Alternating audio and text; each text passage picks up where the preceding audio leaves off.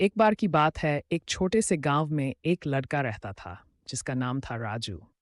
राजू बहुत जिज्ञासु था और हमेशा नई चीजों की खोज करना चाहता था। एक दिन उसने सुना कि गांव के पास एक पुरानी हवेली है जहां कोई नहीं जाता। लोग कहते थे कि वहां भूत रहते हैं। राजू को यह बात सुनकर और भी उत्साह हुआ। उसने सोचा, यह तो बहुत रोमांचक होगा। उसने अपना छोटा सा थैला तैयार किया, एक मशाल ली और अपने दोस्तों से कहा, चलो एक साहसिक यात्रा पर चलते हैं।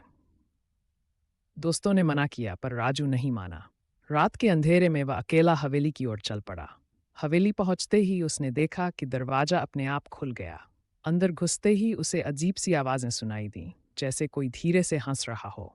मशाल की रोशनी में उसने देखा कि एक पुरानी तस्वीर में एक लड़की उसे घूर रही थी। राजू थोड़ा डर गया, पर उसने खुद को समझाया, अरे ये तो बस मन का भ्रम है।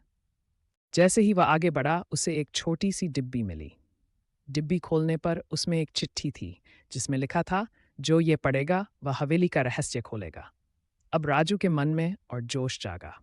उसने पूरी हवेली की छानबीन शुरू कर दी। पुराने कमरों में, टूटी खिड़कियों के पास और एक पुरानी अलमारी के पीछे उसे एक गुप्त दरवाज़ा मिला।